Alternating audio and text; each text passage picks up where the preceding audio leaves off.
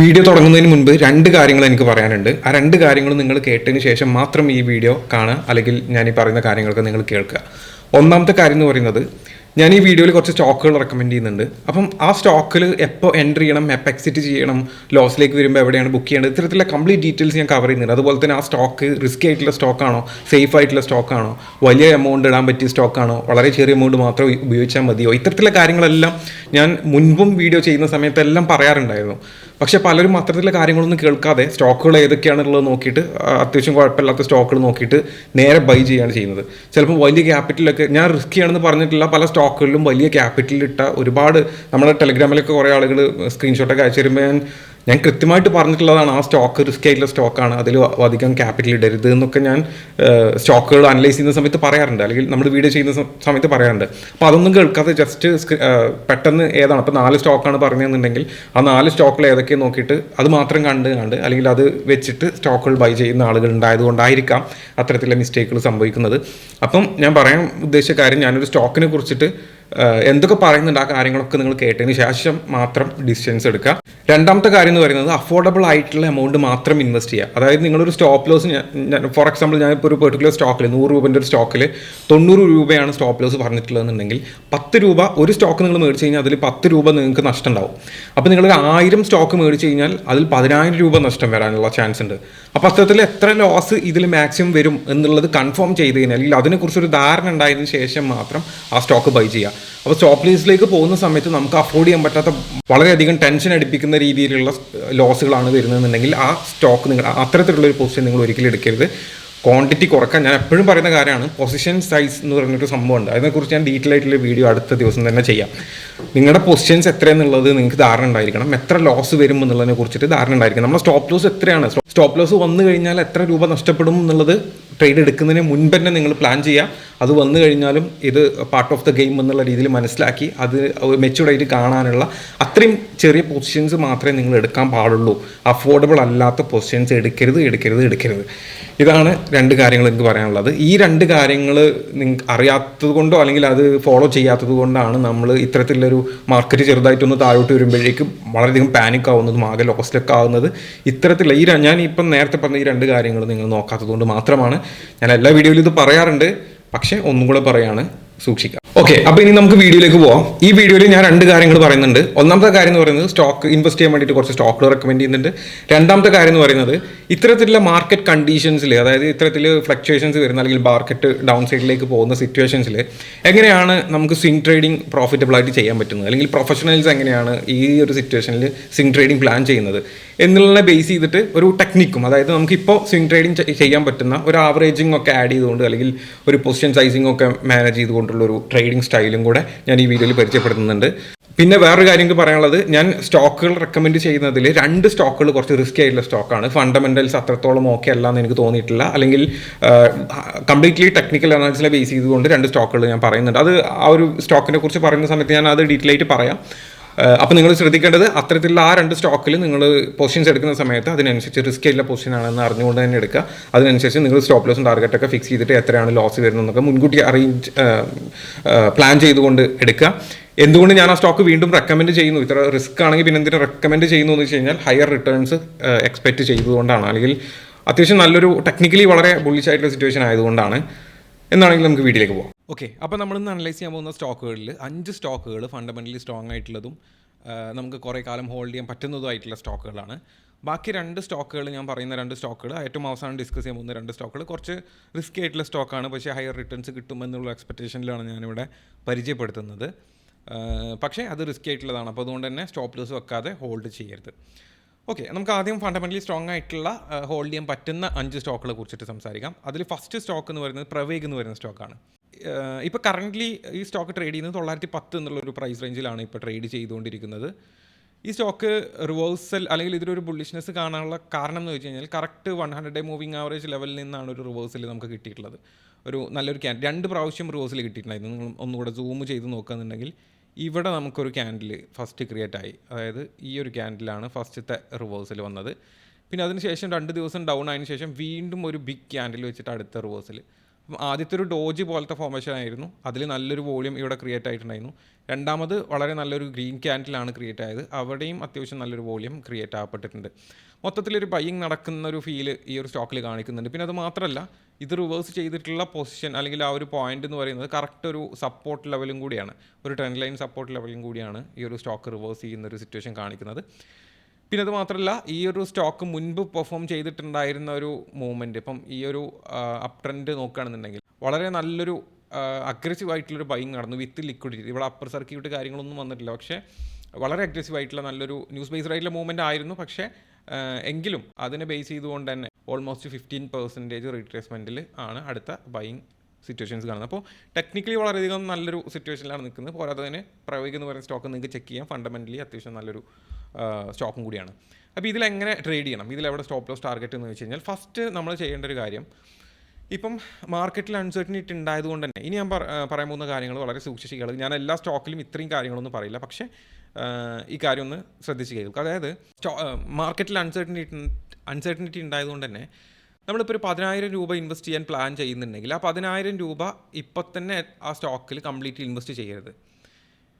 ഞാനിപ്പോൾ ഇവിടെ 3 moving average കാണിച്ചിട്ടുണ്ട് അല്ലേ. ഇപ്പോൾ ഇവിടെ നോക്കിക്കഴിഞ്ഞാൽ ഇതിലുള്ള മൂവിങ് ആവറേജ് എന്ന് പറയുന്നത് ഒന്ന് 20-ഡേ മൂവിങ് ആവറേജ് ആണ് ഇവിടെ കാണുന്നത്, പിന്നെ കാണുന്നത് 50-ഡേ മൂവിങ് ആവറേജ് ആണ്, പിന്നെ കാണുന്നത് 100-ഡേ മൂവിങ് ആവറേജ് ആണ്, പിന്നെ കാണുന്നത് 500-ഡേ മൂവിങ് ആവറേജ് ആണ്. സോ ഇത്തരത്തിലുള്ള സ്റ്റോക്കുകളിൽ ഈ മൂവിങ് ആവറേജ് വെച്ചിട്ടാണ് നമ്മൾ എൻട്രി ചെയ്യാൻ പോകുന്നത്. ഫോർ എക്സാമ്പിൾ, ഇത്തരത്തിലുള്ള മാർക്കറ്റ് കണ്ടീഷൻസ് വോളാറ്റിലാവുന്ന സിറ്റുവേഷൻസിൽ നമ്മൾ ഈ ഒരു പോയിന്റിൽ ഈ സ്റ്റോക്ക് കണ്ടു എന്ന് വിചാരിക്കുക, ഈ ഒരു പോയിന്റിൽ ഈ സ്റ്റോക്ക് ബുള്ളിഷായി എന്ന് നമുക്ക് തോന്നിയിട്ടുണ്ടെങ്കിൽ നമ്മൾ ചെയ്യേണ്ടത്, ഇത്തരത്തിലുള്ള മാർക്കറ്റ് കണ്ടീഷനിൽ നമ്മൾ ചെയ്യുന്നത് ഫസ്റ്റ് 200-ഡേ എന്താ പറയുക 20-ഡേ മൂവിങ് ആവറേജിൽ ഒരു പെർട്ടിക്കുലർ ക്വാണ്ടിറ്റി, ഇപ്പം ഒരു 2,000 ആദ്യം നമ്മൾ പർച്ചേസ് ചെയ്യുക.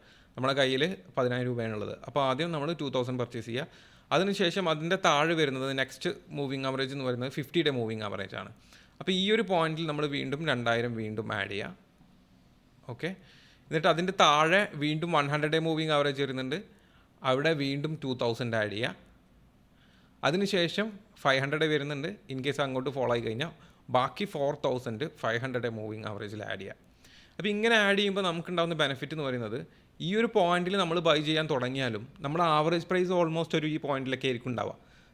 ഒരു 100-ഡേ മൂവിങ് ആവറേജിൻ്റെ തൊട്ട് മുകളിലൊക്കെ ആയിട്ടായിരിക്കും നമ്മുടെ ആവറേജ് പ്രൈസ് വരിക. അപ്പോൾ എന്താ സംഭവിക്കുക, മാർക്കറ്റ് റിവേഴ്സ് ചെയ്യാൻ തുടങ്ങുമ്പോൾ നമുക്ക് പ്രോഫിറ്റ് വരാൻ വേണ്ടി തുടങ്ങും, അല്ലെങ്കിൽ പെട്ടെന്ന് തന്നെ നമുക്ക് പ്രോഫിറ്റ് വരാൻ വേണ്ടി തുടങ്ങും.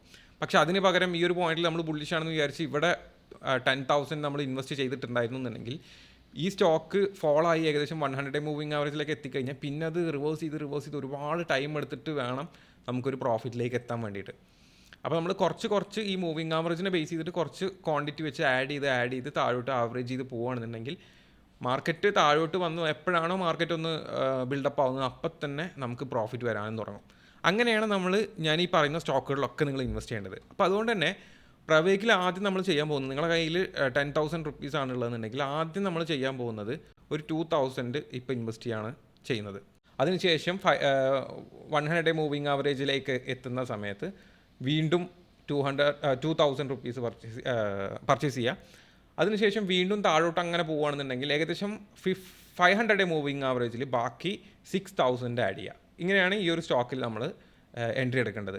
കാരണം ഓൾറെഡി 200-ഡേ മൂവിങ് 20-ഡേ മൂവിങ് ആവറേജിൻ്റെ താഴെയാണ് ഈ സ്റ്റോക്ക് നിൽക്കുന്നത്. അപ്പോൾ ആ ഒരു സ്ഥലത്ത് നമ്മൾ ബൈ ചെയ്യുന്നില്ല. അപ്പോൾ അതുകൊണ്ട് തന്നെ 6,000 എന്നുള്ള രീതിയിൽ ഈ സ്റ്റോക്കിൽ എൻട്രി ചെയ്യുക.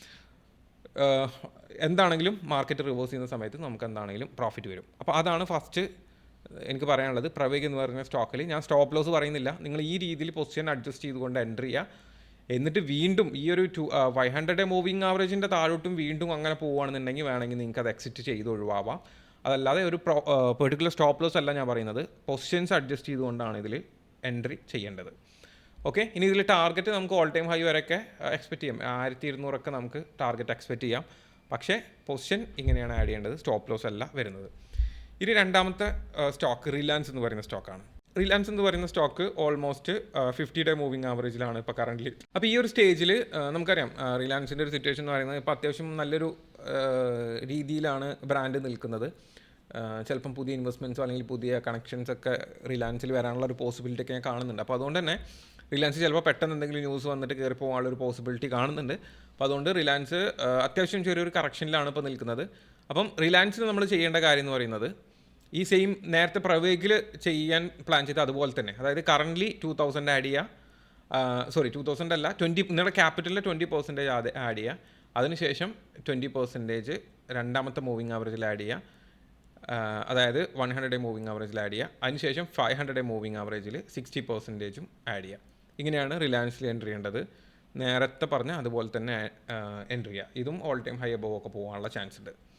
ഇനി അടുത്ത സ്റ്റോക്ക് UBL എന്ന് പറയുന്ന സ്റ്റോക്കാണ്. ഈ സ്റ്റോക്ക് ഓൾറെഡി 100 ഡേ മൂവിങ് ആവറേജിലാണ് നിൽക്കുന്നത്. സോ ഞാൻ പറയുന്നത്, അല്ലെങ്കിൽ ഞാൻ റെക്കമെൻഡ് ചെയ്യുന്നത് ഓൾമോസ്റ്റ് ഒരു 30% ഈ ഒരു പോയിന്റിൽ ആഡ് ചെയ്യുക, 30% ആഡ് ചെയ്യുക. ബാക്കി 30% 500 ഡേ മൂവിങ് ആവറേജിൽ 30% ആഡ് ചെയ്യുക. ബാലൻസ് എമൗണ്ട് ഈ ഒരു സപ്പോർട്ടിലാണ് ബാലൻസ് എമൗണ്ട് ആഡ് ചെയ്യേണ്ടത്. ഇപ്പോൾ നമ്മൾ നോക്കുകയാണെന്നുണ്ടെങ്കിൽ ഓൾമോസ്റ്റ് സപ്പോർട്ടിലല്ല, ട്രെൻഡ് ലൈനിലാണ് ആഡ് ചെയ്യേണ്ടത്. ഓൾമോസ്റ്റ് ഈ ഒരു ട്രെൻഡ് ലൈനാണ് ആഡ് ചെയ്യുന്നത്. ഈ ട്രെൻഡ് ലൈൻ കീപ്പ് ചെയ്തുകൊണ്ടാണ് ഈ സ്റ്റോക്ക് മൂവ് ചെയ്യേണ്ടത്. അപ്പോൾ അതുകൊണ്ട് തന്നെ ഈ ട്രെൻഡ് ലൈനേക്ക് എപ്പോഴാണ് വരുന്നത്, ബാലൻസ് അപ്പോൾ ആഡ് ചെയ്യുക. ഓക്കെ, അങ്ങനെയാണ് UBL പോകേണ്ടത്. UBL കറൻ്റ്ലി ഒരു റിവേഴ്സൽ സ്റ്റേജിലാണ് നിൽക്കുന്നത്. ഞാനിപ്പോൾ ഈ സ്റ്റോക്കുകളൊക്കെ പറയുമ്പോഴും ആ സ്റ്റോക്ക് ചിലപ്പം ഇന്ന് ബൈ ചെയ്ത് നാളെ തന്നെ അപ് ട്രെൻഡിലേക്ക് പോയേക്കാം. പക്ഷേ നമ്മൾ ഇങ്ങനെ ചെയ്യണം എന്നുള്ളത് ഞാൻ പറയാൻ കാരണം മാർക്കറ്റിൽ അൺസർട്ടനിറ്റി ഉണ്ടായതുകൊണ്ടാണ്, കുറച്ച് പ്രശ്നങ്ങൾ ഉണ്ടായതുകൊണ്ടാണ്. ആ ഒരു പ്രശ്നം മാറുമ്പോൾ ഞാൻ വീണ്ടും പഴയ പോലെ തന്നെ സ്റ്റോപ്പ് ലോസ് ടാർഗറ്റ് ബേസ് ചെയ്തിട്ടുള്ള എൻട്രികൾ പറയുന്നതായിരിക്കും. ഇനി നാലാമത്തെ സ്റ്റോക്ക് എന്ന് പറയുന്നത് PFC എന്ന് പറയുന്ന സ്റ്റോക്കാണ്. ഈ സ്റ്റോക്ക് നിങ്ങൾക്ക് എല്ലാവർക്കും എടുക്കാൻ പറ്റുമെന്നുള്ളതാണ് എനിക്ക് തോന്നുന്നത്. 381 രൂപയേ ഉള്ളൂ. അപ്പം ഈ സ്റ്റോക്കിൽ നമ്മൾ ഇനി എൻട്രി ചെയ്യാൻ പോകുന്നത് 30% ആണ് ഫസ്റ്റ് ആഡ് ചെയ്യാൻ പോകുന്നത്. ഈ സ്റ്റോക്ക് ഇപ്പോൾ കറൻ്റ്ലി ഒരു നെഗറ്റീവ് സിറ്റുവേഷനിലാണ് നിൽക്കുന്നത്, അല്ലെങ്കിൽ ടെക്നിക്കലി നെഗറ്റീവാണ് ഈ സ്റ്റോക്ക്. ഹെഡ് ആൻഡ് ഷോൾഡർ പാറ്റേണിലാണ് ഈ സ്റ്റോക്ക് നിൽക്കുന്നത്. മേ ബി ഇത് താഴോട്ടൊരു ബ്രേക്കൗട്ട് തന്നേക്കാം. പക്ഷേ എങ്കിലും ഈ സ്റ്റോക്ക് PFC എന്ന് പറയുന്ന സ്റ്റോക്ക് ഫണ്ടമെൻ്റലി വളരെയധികം സ്ട്രോങ് ആയിട്ടുള്ള സ്റ്റോക്കാണ്. പോരാത്തത് ഞാൻ എക്സ്പെക്റ്റ് ചെയ്യുന്നത് ഈ ഒരു ബൈയിങ് ഒക്കെ ബേസ് ചെയ്തിട്ട് ഇനി അടുത്ത റൗണ്ട് ബൈയിങ്ങിലുള്ള പോസിബിലിറ്റി ഉണ്ട്. ഞാനൊരു മേ ബി താഴോട്ട് പോകാൻ ചാൻസ് കുറവാണെന്നുള്ളതാണ് ഞാൻ എക്സ്പെക്റ്റ് ചെയ്യുന്നത്. എന്താണെന്നുണ്ടെങ്കിലും ഇതിലെങ്ങനെ ഇൻവെസ്റ്റ് ചെയ്യണമെന്ന് വെച്ച് കഴിഞ്ഞാൽ ഓൾമോസ്റ്റ് 30% ഇപ്പം ആഡ് ചെയ്യാം. ഓക്കെ, ഫസ്റ്റ് ഈ 30% ഇവിടെ ആഡ് ചെയ്യുക. അതിനുശേഷം താഴോട്ട് പോകുന്നതിനനുസരിച്ച് ബാലൻസ് ആഡ് ചെയ്യാം. താഴോട്ട് പോകുന്നതിനനുസരിച്ച് ഈ ഒരു moving average 500 day moving average ആണ് മാക്സിമം. 500 ഡേ മൂവിങ് ആവറേജ് ആകുമ്പോഴേക്ക് 100% ക്വാണ്ടിറ്റി നമ്മൾ എക്സിക്യൂട്ട് ആയിരിക്കണം. അതിൻ്റെ ഇടയിൽ കുറച്ച് താഴോട്ട് വരുമ്പോൾ ഓൾമോസ്റ്റ് ഒരു 50% താഴോട്ട് വരുമ്പോൾ ബാക്കി 30% ആഡ് ചെയ്യാം. അതിനുശേഷം 500 മൂവിങ് ആവറേജിൽ എത്തുമ്പോൾ 60% ആഡ് ചെയ്യാം. എങ്ങനെ വേണമെങ്കിലും ആഡ് ചെയ്യാം. പക്ഷേ ഇപ്പോൾ ഫസ്റ്റ് 30% ആഡ് ചെയ്യുക. പിന്നെ ഈ 500 മൂവിങ് ആവറേജിൻ്റെ ഉള്ളിൽ ഈ ഒരു രണ്ട് ലൈനിൻ്റെയും ഉള്ളിൽ, അല്ലെങ്കിൽ ഈ ഒരു റേഞ്ചിലാണ് ബാക്കി ക്വാണ്ടിറ്റി എക്സിക്യൂട്ട് ആവേണ്ടത്. അപ്പോൾ ഇത്രയും റേഞ്ചിൽ ബാക്കി ക്വാണ്ടിറ്റി ആഡ് ചെയ്യുക. ഇനി അതല്ല, ഈ സ്റ്റോക്ക് താഴോട്ട് വരുന്നില്ല എന്നുണ്ടെങ്കിൽ, തിരിച്ച് കയറുകയാണെന്നുണ്ടെങ്കിൽ ഈ ഒരു സപ്പോർട്ട് ബ്രേക്ക് ചെയ്യുമ്പോൾ ബാക്കി ക്വാണ്ടിറ്റി ആഡ് ചെയ്യുക. ഓക്കെ, ഓൾമോസ്റ്റ് ഒരു 435 എന്നുള്ള പ്രൈസ് റേഞ്ച് ബ്രേക്ക് ചെയ്യുമ്പോൾ നിങ്ങൾ ബാക്കി ക്വാണ്ടിറ്റി ആഡ് ചെയ്തതിന് ശേഷം സ്റ്റോപ്പ് ലോസ്, അപ്പം അങ്ങനെ ആഡ് ചെയ്യുകയാണെന്നുണ്ടെങ്കിൽ നിങ്ങൾ സ്റ്റോപ്പ് ലോസ് വെക്കണം. അത് നമ്മൾ ചെയ്യുന്ന ഒരു സ്റ്റോപ്പ് ലോസ് വെക്കാതല്ല ആ ഒരു ട്രേഡ് ചെയ്യേണ്ടത്. അങ്ങനെയാണ് നിങ്ങൾ ചെയ്യുന്നതെന്നുണ്ടെങ്കിൽ ഏകദേശം ഈ ഒരു പ്രൈസ് റേഞ്ചിലാണ് നമ്മൾ 30% ഫസ്റ്റ് ആഡ് ചെയ്യുന്നത്.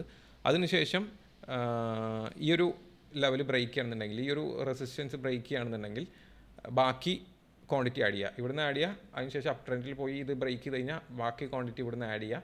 ഇവിടുന്ന് ആഡ് ചെയ്തതിന് ശേഷം സ്റ്റോപ്പ് ലോസ് ഇതിന് താഴെയും വെക്കണം, എന്നിട്ട് റൈഡ് ചെയ്യുക. അപ്പം അങ്ങനെ മൂവ്മെൻറ്റ് വരാനുള്ള പോസിബിലിറ്റിയാണ് PFCയിലുള്ളത്.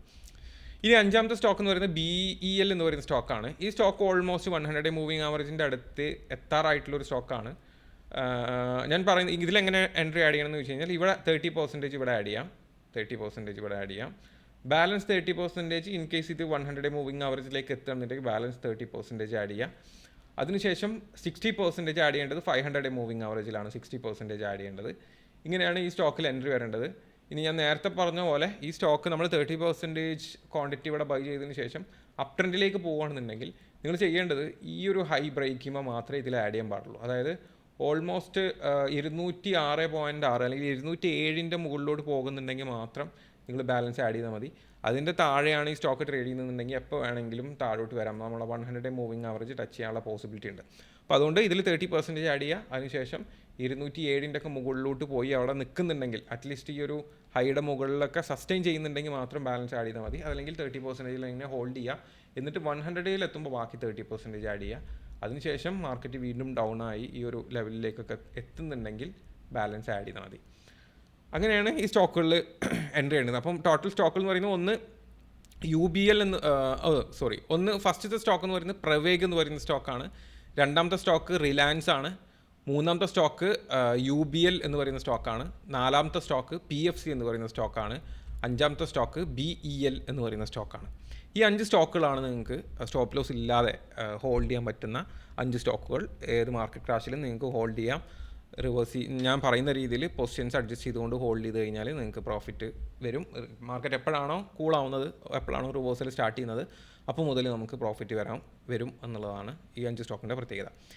ഇനി ഞാൻ പറയാൻ പോകുന്ന 2 സ്റ്റോക്കുകളിൽ കുറച്ച് റിസ്കി ആയിട്ടുള്ള എൻട്രിയാണ്. ഇത് ഫണ്ടമെൻ്റൽസ് അത്രത്തോളം സ്ട്രോങ്ങോ അല്ലെങ്കിൽ അങ്ങനത്തെ ഒരു അനാലിസിസ് അല്ല ഞാൻ നടത്തിയിട്ടുള്ളത്. കംപ്ലീറ്റ്ലി ടെക്നിക്കൽ അനാലിസിസ് ആണ്. ഒരു റിവേഴ്സൽ സിറ്റുവേഷൻ അല്ലെങ്കിൽ ഒരു റിവേഴ്സൽ എൻട്രി എന്നുള്ള രീതിയിലാണ് ഈ സ്റ്റോക്ക് കാണുന്നത്. ഈ സ്റ്റോക്കിൻ്റെ പേര് പെർസിസ്റ്റൻറ്റ് എന്ന് പറയുന്ന സ്റ്റോക്കാണ്. പെർസിസ്റ്റൻറ്റ് എന്നുള്ളതാണ് ഈ സ്റ്റോക്കിൻ്റെ പേര്. ഞാനിതിൻ്റെ പേര് ജസ്റ്റ് ഒന്ന് ഇവിടെ ടൈപ്പ് ചെയ്ത് തരാം. ഇതാണ് സ്റ്റോക്കിൻ്റെ പേര്.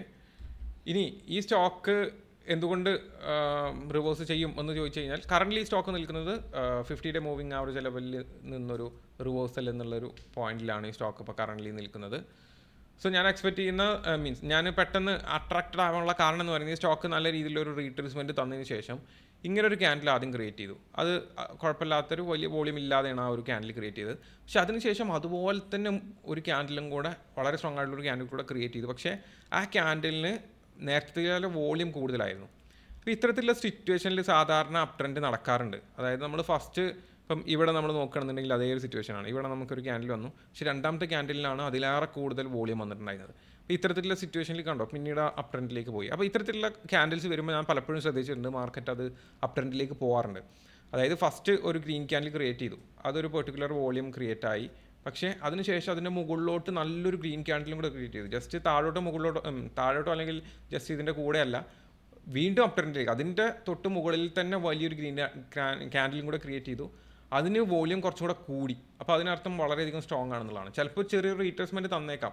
ഇവിടെ നടന്നിട്ടുള്ള ഒരു സിറ്റുവേഷൻ പോലെ തന്നെ ഇവിടെ നടന്നിട്ടുള്ള പോലെ തന്നെ ചെറിയൊരു റീട്രേസ്മെൻറ്റ് തന്നേക്കാം. പക്ഷേ അതിനുശേഷം വീണ്ടും അപ് ട്രെൻഡിലേക്ക് തന്നെ പോകും. അപ്പോൾ ഇവിടെ നമ്മൾ നോക്കുകയാണെന്നുണ്ടെങ്കിൽ ഈ ക്യാൻഡിലും അതുപോലെ തന്നെയാണ്. അത് കണ്ടോ, ഇവിടെ ഫസ്റ്റ് വോളിയം കുറവായിരുന്നു, രണ്ടാമത് വോളിയം കൂടി.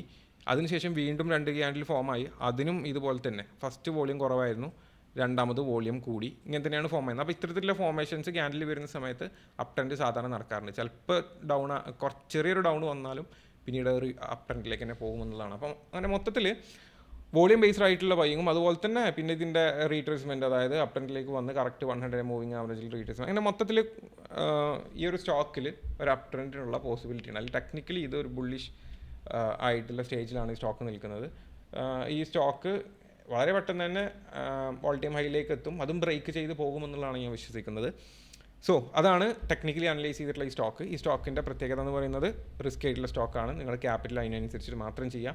ഇതിൽ ഇനി സ്റ്റോപ്പ് ലോസ് വരേണ്ടത്, നമ്മൾ എക്സ്പെക്റ്റ് ചെയ്യുന്ന റിട്ടേൺസ് എന്ന് പറയുന്നത് ഓൾമോസ്റ്റ് ഒരു 15% ആണ് ഇതിൽ ഓൾമോസ്റ്റ് നമ്മൾ എക്സ്പെക്റ്റ് ചെയ്യുന്ന റിട്ടേൺസ് ബ്രേക്ക് ഔട്ട് നടന്നിട്ട്. അപ്പം ഇതിൽ നമുക്കിനി സ്റ്റോപ്പ് ലോസ് അതുകൊണ്ട് തന്നെ നമ്മൾ സ്റ്റോപ്പ് ലോസ് ഓൾമോസ്റ്റ് ഒരു 7% ഒക്കെ വെക്കുന്നുള്ളൂ. അല്ലെങ്കിൽ നിങ്ങൾക്ക് കുറച്ചും കൂടെ സേഫ് ആയിട്ട് ചെയ്യണമെന്നുണ്ടെങ്കിൽ ഒരു 8 അല്ലെങ്കിൽ 9%, മാക്സിമം ഒരു 10% വരെയൊക്കെ സ്റ്റോപ്പ് ലോസ് പോവാം.